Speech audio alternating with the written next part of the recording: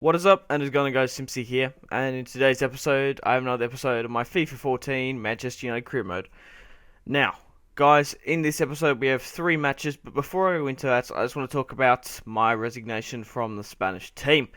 Basically, I've never been a real fan of international career mode, to be quite frank, and I don't know, I just not enjoying it, and I don't really want to do it.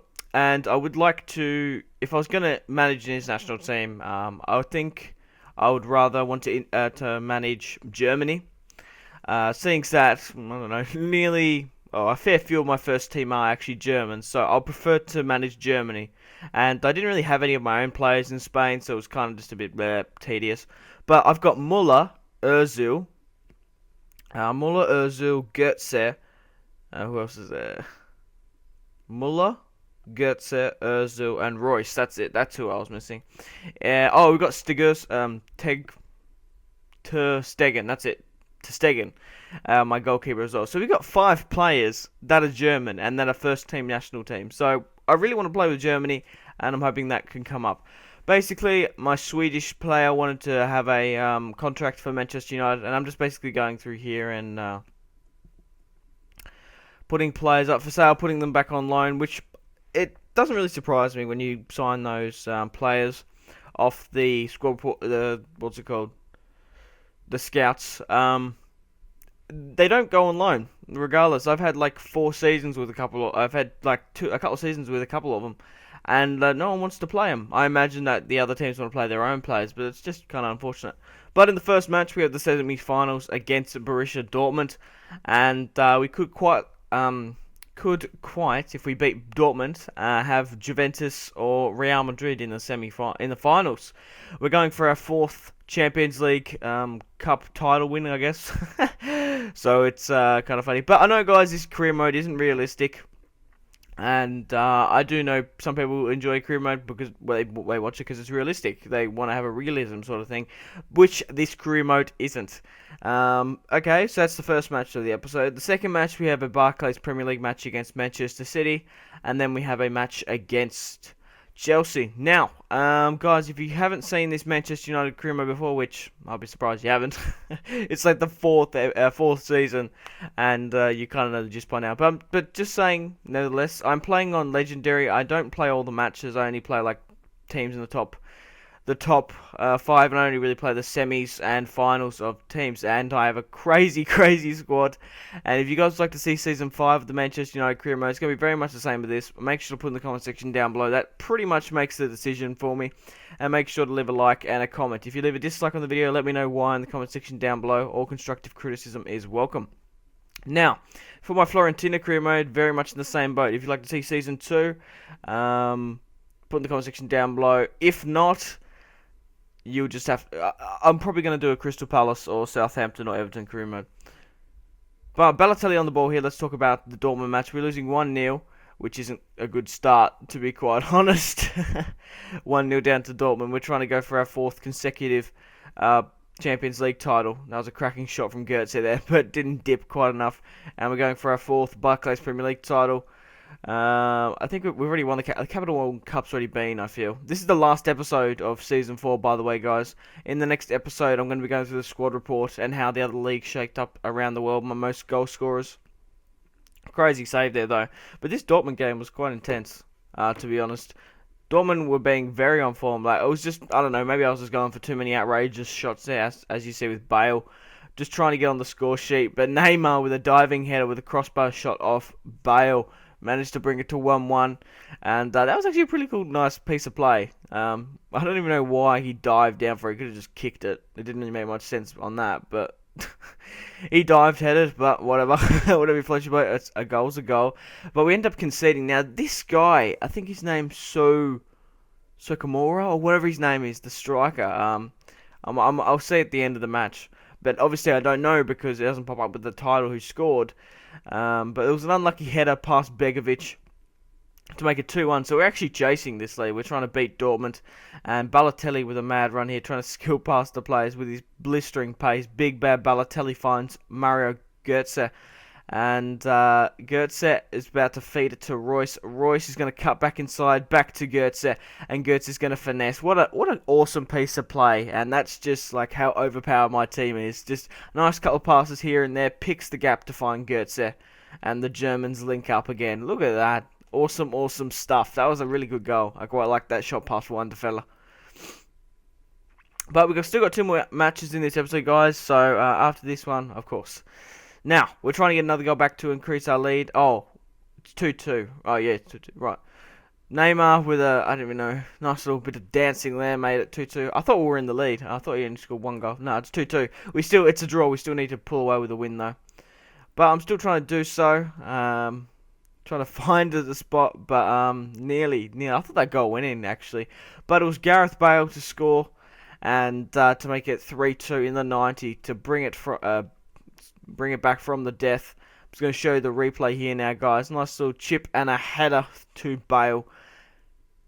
Not very, I don't know, spectacular winner, but it's a goal nonetheless. That's 2 headers in this match, which really, from really close range. One a diving and one from like right in front of the goalkeeper. But, like I said, very similar to the Neymar goal. A goal's a win. A goal's a goal, regardless if it was a header or a kick. So guys, make sure to leave a like if you enjoyed the episode. It really does help and supports my channel. But yeah, we got 1 more episode of the Manchester United career mode, and some of you have been asking me, do a squad report. Why aren't you doing a squad report? Well, basically, I don't know. I just like doing the squad report at the end of the season. I like having, because like you go through, like you get like 1 or maybe 1 up or 2 up. I think at the end of the season you should do all that. You should show the squad report. You should show how the other leagues, and kind of wrap it up like that. Show the top goal scorers and the assists and the red cards and whatnot. And I think the growth looks a lot bigger and better. I think instead of playing 1 there, then 4 down there. So we have a match against Manchester City at Manchester City. So it's gonna be interesting. Another derby. What's it called? Manchester Derby. I don't know what I was thinking El Clasico, but no, it's not that. There's a name for it. Just going a quick sip of water here, guys. But Royce trying to break the deadlock, but it was Neymar to do so. And running down the wing here, manages to find. It was Balotelli who made the run, but it was Neymar, the poacher, to pick it up. Nice goal there to start the derby off. Now, we've still got 1 more match in this episode, guys, against Chelsea. So I can't wait to show it to you. Götze with an outstanding shot. He's been doing that. He did that in the Dortmund game. Made some space and had a cracking shot. But didn't go in. Bale trying to get... I don't know what he was doing there. Just trying to make just keeping the pressure on. But we did manage to get another one to make it 2-0. And it was Suso, my Spanish player who came from Liverpool recently. Nice little interception there. What a cracking shot! It didn't. I thought it got touched on by the goalkeeper, but it was powered straight past to make it 2-0 against Manchester City, and it's a good cushion in the derby. To be quite honest, Kolarov got a red card to increase our chances of scoring even more. Kolarov's actually one of their main defenders. I was about to say he wasn't, but I don't know. Was it really a blatant red card? I don't know. I'm not too sure if he picked up one before. But we did manage to score our 3rd, and it was Gareth Bale. And nice little piece of skill here. Nice little tap on. I don't know if he nutmegged him there, but still an awesome shot there with his left foot. No, he didn't meg him. I was going to say, Megs, nuts! Should have just yelled it out. But I did manage to bring on my Swedish player, and I did manage to bring on a lot of... I brought on Suso and a lot of other players.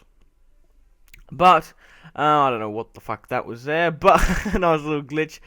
That would have been an outrageous shot there if that went in. Nice little curveball. But we ended up winning the match 3-0 against Manchester City. Suso, Neymar, and Gareth Bale ended up getting up on the score sheet, which is a good start. Manchester City did have a fair few chances here and here, but unfortunately they couldn't get on the score sheet, unlike me. But we have a match against Chelsea coming up here, guys. They have Benzema, of course. I'm surprised like Gundogan, David Silva, or Navas didn't even get on the score sheet. But we had a match against a simulation match against Dortmund. We ended up winning 3-1, which is a good win. That puts us into the final. Royce scored 1, Neymar scored 2. Balotelli's the lead goal scorer of the Barclays Premier League with 37 goals. Neymar's on 24 and Bale's on 17. 37 goals. That's basically because of that amazing... was it against Cardiff? We had a couple of games against Cardiff, and we ended up winning like a crazy amount against the lower teams, which I did play, which is obviously unrealistic, but whatever. But we have a match against Stamford Bridge, at Stamford Bridge against Chelsea. And seeing as we've pulled victories away at Dortmund and Manchester City, I'm hoping to pull some points away from Chelsea. We're obviously clear in front by a ridiculous amount of points. Is it like 15 or 14? I didn't really calculate it. But it's still a staggering feat, and we've obviously won the league. But Chelsea aren't going to give us any breathing room. They're going to try to pick up points. Obviously, they've got the likes of Hazard, Giovanni, De Bruyne, who's an amazing player at the moment. Maybe I should pick him up. I actually played with him in my PSG career mode, and he was really, really good on that.